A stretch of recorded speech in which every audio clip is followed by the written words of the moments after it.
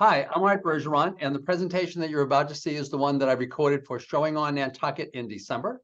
This is all about giving as well as other planning in December. Most folks think of December as giving month, but it's also planning month in terms of dealing with looking at your tax deferred funds and how much do you want to take out, figuring out whether you want to actually gift any of that. And I also focus on kind of how the new estate tax law changes make it even more attractive for you to give things ahead of time, in addition to be able to giving away things so that you can hear people say thank you before you die. So that's what the seminar is about. And with me is my good friend, Laura Stewart, to tell you about what's going on in December at the Salt Marsh. Laura. So in December at the Salt Marsh, we're still very busy. We're doing all our exercises in the morning. A couple of our instructors are out at the moment, but we are working around that in a perfect way. And we're doing lunch with Elder Services, and we're doing games in the afternoon. And we are now kind of hosting a learning beginners bridge. We have a volunteer, and that's going very well. And we're also have some volunteers that are teaching Mahjong, which was our first day yesterday, and we had quite a turnout for that. So that's good. So we are busy. We have the Nantucket Historical Association is hosting their Festival of Trees and Festival of Wreaths with us. We also have our cooking with Alice, our hearing tests, legal advice, all that good stuff. Lots of fun things. Sounds great. Sounds great. So if you get any questions, Laura, what number do they call? 508-228-4490. And the weather's getting colder. It's kind of raw outside, and you're like, you're not walking around much. Just stop at the Salt Marsh and kind of just find out what's going on. Okay. Exactly. And if you got any questions on my seminar, my direct line is 508-860-1470. Hope you enjoy the presentation. Happy holidays to you all. Hi, I'm Art Bergeron, and welcome to the 12th and last episode of a series that I started in January. It's now December, on Elder Law 101. I tried very hard through this series, and I think interesting. I've gotten comments from folks who said that they've actually been following it all the way through. That the point of this series was to really help you as a senior or as the relative of a senior understand all of the issues that a senior might confront really during their whole lifetime. So I started off by taking my friends Frank and Mary and their kids Peter, Paul, and Mary Jr. And I always tell people, if you're old enough to get the joke, you're old enough to be my client.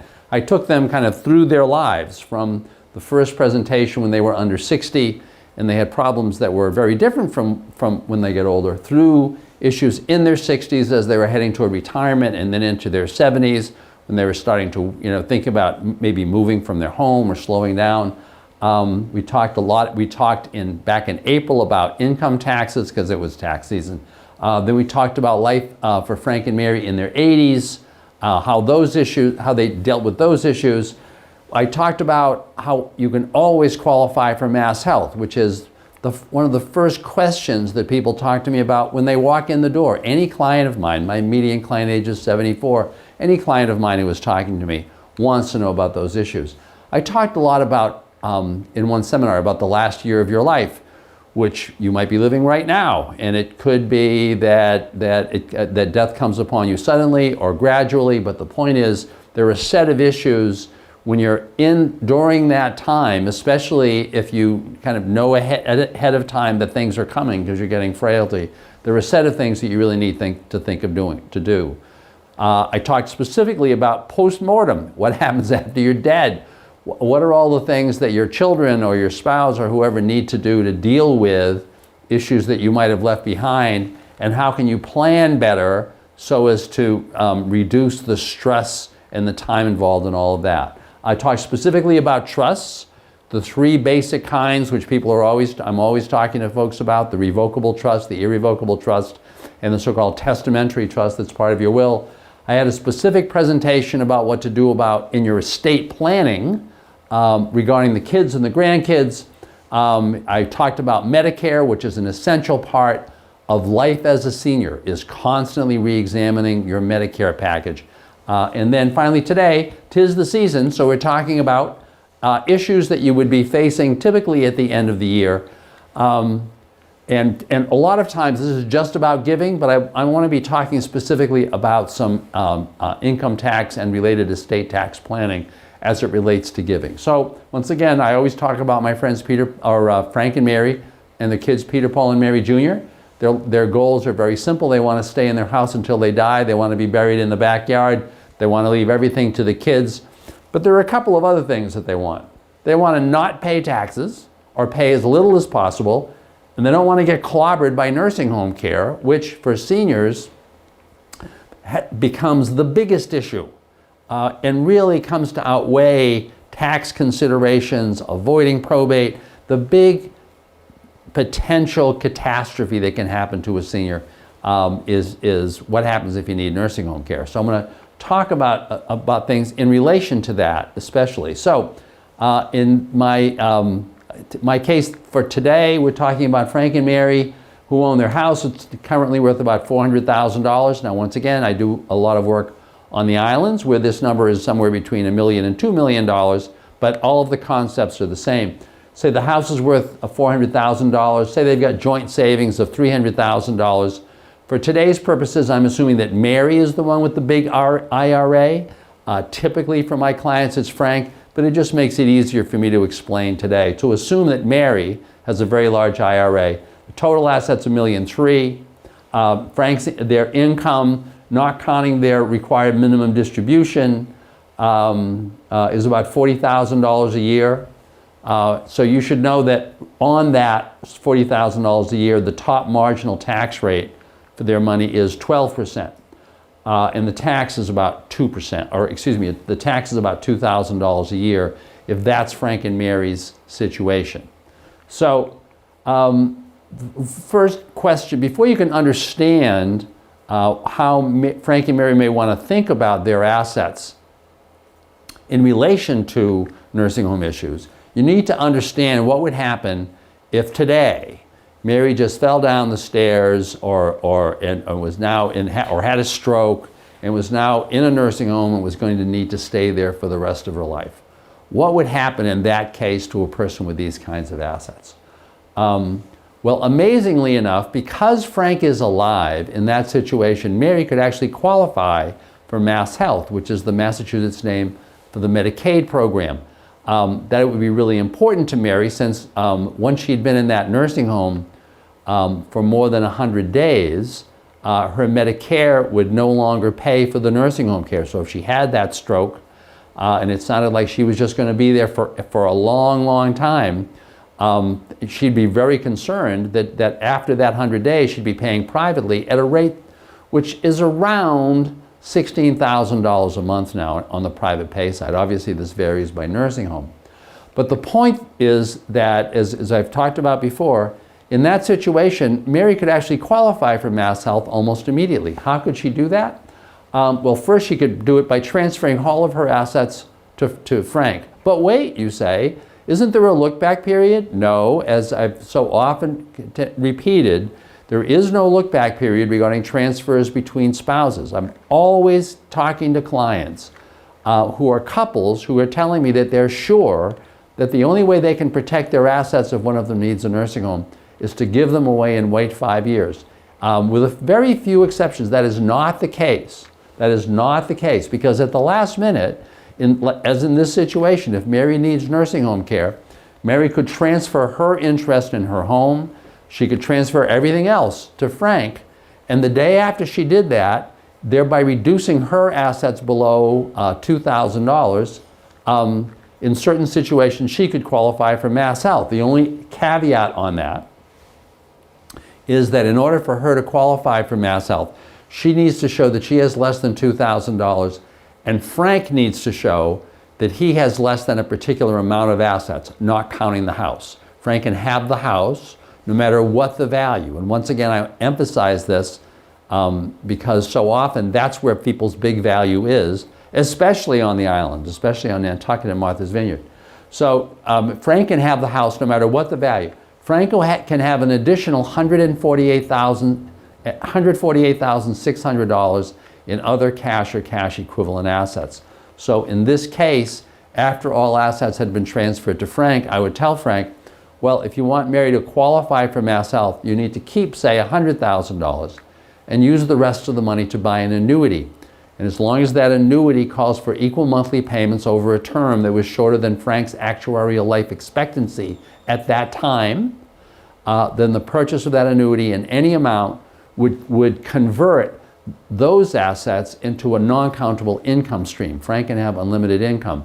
So if by doing that he's reduced his assets below the magic number, $148,600, the next day Mary can qualify for Mass Health. And once she's on Mass Health, her income from pension and Social Security would go to the nursing home.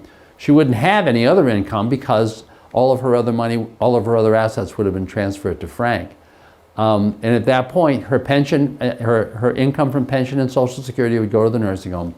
All the rest would be paid by Mass Health. So there is this wonderful strategy for dealing with all of this stuff, right? Except in Mary's case, she's got this issue because she's got $600,000 in an IRA. And so her big question is, well, how do, or Frank's big question, because at this point Mary's in the nursing home. Frank's big question is, wow, how do I balance the fact that I'm going to get a benefit here if Mary is on Mass Health because our nursing home cost is going to go way down, but this is going to be a big tax hit. Specifically, if remember in the earlier slide we indicated Frank and Mary's income is $40,000. If all of a sudden her $600,000 has to go to him, their income for that year jumps to $640,000. At the top marginal federal income tax rate, which on that money, the top rate would be 35% on that piece of the money, their total tax would be about $161,000. So Frank would really be needing to weigh what is my benefit of qualifying Mary versus the fact that I'm taking this huge tax hit. So it may end up being that Frank ends up deciding at that point that it's actually worth, if he doesn't think Mary's going to be living very long, that it's worth paying her care privately just in order to avoid this big tax hit.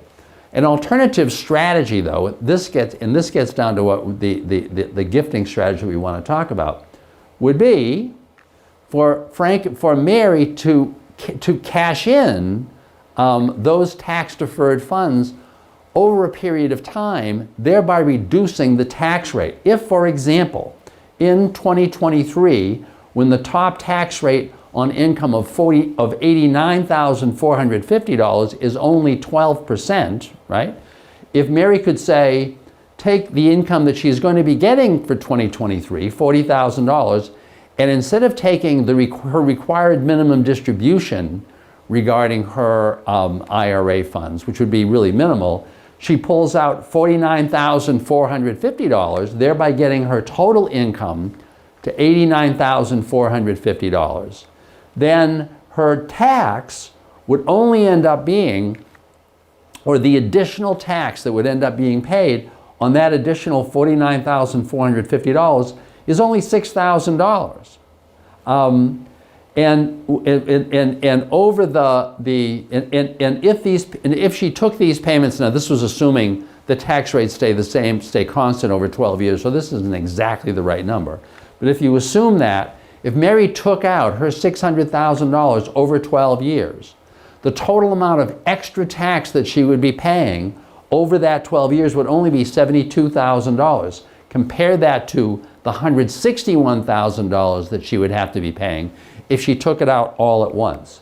So the message for folks, all of the Frank and Marys out there, if you're thinking about about the end of the year tax planning, you may want to talk to your financial advisor or to your accountant about whether there is an amount of money that you could take out in addition to your required minimum distribution, in addition to the RMD, which wouldn't push your total income into a really high tax bracket and would, over time, get all that money out of tax-deferred status. So you've paid the tax, and now you can do whatever you want with it. I always talk to clients about it, when you're a senior, the goal of so much of your planning is flexibility.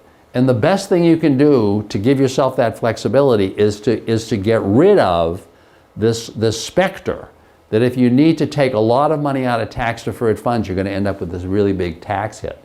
Now, what could Mary do with those funds? Well, she could just pull them out and just put them into her savings together with the other savings that Frank and Mary had. Because remember, at the last minute, if she were in the nursing home, she could always just shift those savings to Frank. And in this case, that shift is going to be tax-free. She could also put the money into a Roth IRA, right? Just convert the funds into a Roth IRA. From then on in, the income on that IRA is going to be tax-free, even if she takes it out ahead of time. So she could do that, or she and Frank could decide that they want to give some of that money away to the kids or to whoever, right? And if they did that, 5 years and a day after they had made those gifts to the kids, to Peter, Paul, and Mary Jr., those gifts would be no longer countable or lienable if Mass Health later said that Mary was trying to, if Mary was trying to qualify for Mass Health. Now, let me give you the other example, the related example. Say Frank's dead, and they haven't done any of this advanced planning, and so now Mary has all of the assets. She has $900,000, but say she has been pulling that money out over time. So now she has she's paid the taxes, and say she now has $900,000 in savings, and she has the house. It's worth $1.3 million, right? And say that Mary was trying to figure out how to qualify for Mass Health. Well, she'd have a real problem at that point, because that $900,000 would all have to get spent down before she could qualify. At that point, the house would be safe, except Mass Health would put a lien on the house. But the point is, she'd be on private pay at $16,000 a month for a long time. So what is the standard asset protection strategy in that case? If I talk to Mary and she's single and Frank has already died, and now I'm typically talking to her and one of the kids, and they're like, well, oh my God, what can we do to protect these assets? I would tell her at that point, the only way to protect the assets is to give them away and wait 5 years. Give them away, that's the classic 5-year look back period. Typically, if there are multiple children, she'd give those assets away to one of the children as the trustee of an irrevocable trust. The trust would specify that while Mary is alive, the trustee could always make early distributions, not to Mary, but to one of the kids, so that if Mary really needed the money, Mary would need to trust, and this is why I would say, that's why they call them trusts. You have to trust the trustee. Mary would have to trust that in that case, Peter would pull out the money, give it to himself or to one of the other kids, and they would turn around and give the money back to their mother. So you'd set up that irrevocable trust, and then Mary would gift, if she wanted to, she could gift her $900,000 into that trust, and the money would be safe 5 years and a day after she had done that. But remember, in this situation, in the case I'm giving you, Frank has just died. Now Mary's in to talk to me. She's probably older, and she's saying to herself, but wait a minute, I'm older now. I may need nursing home care. Next year I may need it really soon. I may not have 5 years. And that's the point. The point is to keep Mary from ever having to be in that situation, just like keeping Frank and Mary from having been in that situation by giving things away, right? So the question then is, and by the way, that's consistent with what Frank and Mary's estate plan was, which is after the two of them die, they want to leave everything to Peter, Paul, and Mary Jr., right? So the question that they may want to ask themselves is, so why not give away some of those assets now? Either Frank and Mary together, or after Frank has died, why doesn't Mary just give away some of those assets now? Especially if she has already paid the income tax on all of the income, and therefore by giving them away, she's not going to get penalized, right? Or maybe she wants to simply start pulling money out from her IRA every year in a larger amount than she otherwise would have, and simply giving that money away to Peter, Paul, and Mary Jr., right? So why not give it away now? This standard answer that everybody will tell me is, oh, well, my God, because there's some kind of a gift tax, right? I can't give away more than a particular amount, which for 2023 was $17,000 a year.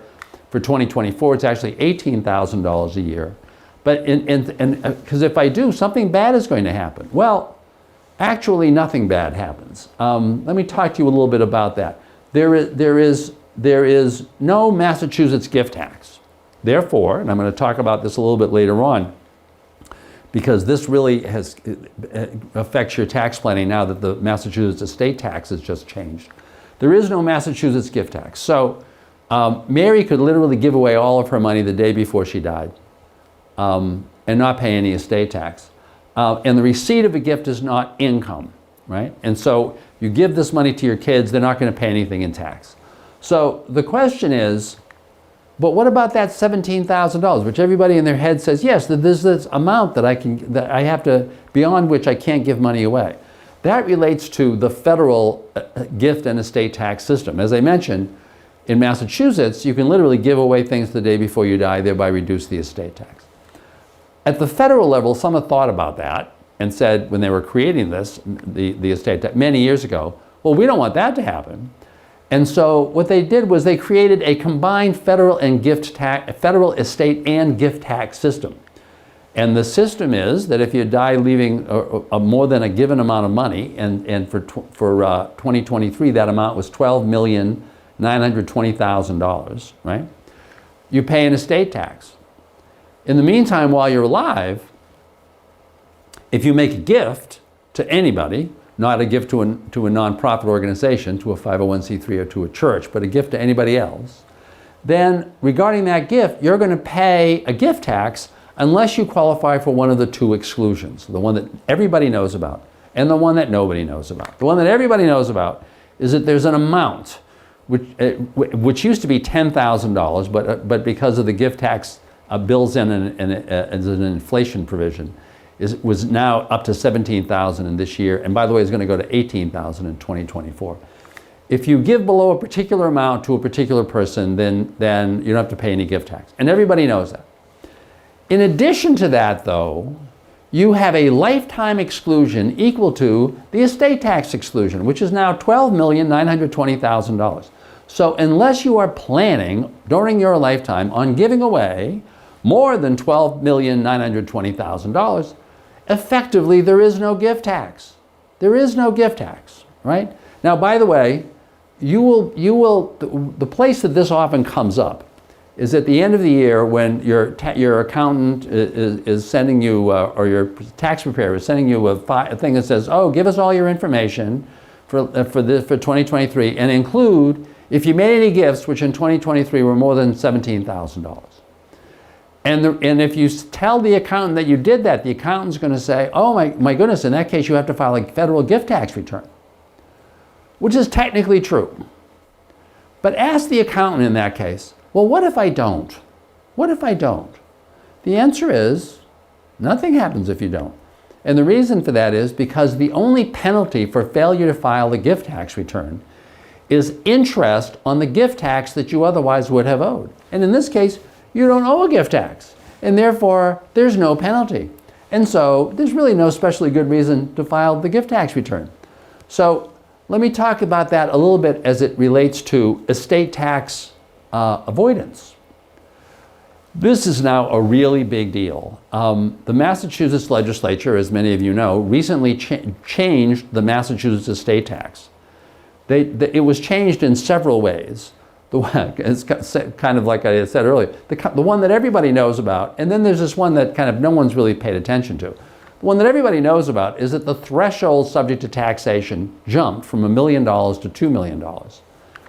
One of the other big changes, though, is it used to be that if you were over that $1 million threshold, but you had made gifts during your lifetime in excess of the limits that I had just talked about, that A, you needed to file an estate tax return, and B, you were going to end up owing some estate tax, right?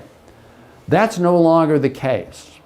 So say that you're Frank and Mary and your total assets are $2,200,000. Say this is the house, $600,000, Mary's IRA, and joint savings of $1 million. And say, well, if Frank dies, he can leave all the assets to Mary because because any assets given to a surviving spouse are always subtracted from the estate tax. But say Mary was single and Mary gave away some of those assets, right? Mary could just literally gift her way down below $2 million, give away sufficient assets so what she had left was worth less than $2 million and not pay any estate tax herself. Which leads me to the ideal plan for Frank and Mary. They each have wills with so-called asset protection trusts. So Frank's will says, they each say, when I die, any assets that were going to go to Mary are instead going to go in trust for my spouse. If you structure things that way, then any assets, when the first spouse to die, any assets owned by that first spouse to die are automatically protected if the surviving spouse needs to qualify for mass health. We talked about that, right? But in addition to that, if Frank owned the house at the time of his death, even though they own it jointly right now, if Frank owned the house at the time of his death, the tax basis of that house would jump all the way to Frank's date of death value, right? In this case, to $600,000, even though they had paid much less for it. Think about that, though, if you're on Martha's Vineyard in Nantucket, where you paid a couple $100,000 for your house, and now it's worth between $1.5 million and $2 million. You get the house into the name of the first spouse to die before that first spouse dies, and as long as the assets are not going directly back to that spouse, but rather into a testamentary trust with a third-party trustee for the benefit of that spouse, you can do that transfer the day before that spouse dies, and at the moment of that spouse's death, the tax basis jumps all the way to $1 million, all the way to the current value of the property, right? So remember, if either Frank or Mary needed a nursing home, then in the meantime, if one needs a nursing home, we shift everything to the other spouse, and the spouse qualifies for mass health. But then, once again, we specify in each person's will that when one spouse dies, the house, everything including the house, goes into trust for the benefit of the surviving spouse, which means the tax basis had jumped all the way to the date of death value of the first spouse to die. The surviving spouse can then sell the house with that stepped up basis, pay zero in capital gains tax and give away the proceeds, or could just give away the house, right? In either case, if by doing this, the surviving spouse has reduced the surviving spouse's assets to less than $2 million, there will be no estate tax when the surviving spouse dies. So, with that in mind, I hope this information was useful to you. I hope that all the information that I've given through those 12 seminars was useful to you. If there are any things that I haven't covered in those 12 seminars, please give me a call or email me. You can just you can email me at abergeron@myrickoconnell.com. And I'll try to cover that issue that we haven't covered in something called a Bergeron brief. I've done a number of short Bergeron briefs dealing with very specific issues. Ultimately, though, the best thing you can do if you're a senior and you're thinking about any estate planning issue is watch these seminars. I've really tried through these 12 seminars to capture to at least raise all of the flags that would cause you to say, I really need to talk to a lawyer about this, right? And if that flag does go up, go talk to a lawyer, because most elder law attorneys won't charge you for that advice. And the advice is ultimately probably the most valuable thing that you can get. So I hope you enjoyed this presentation.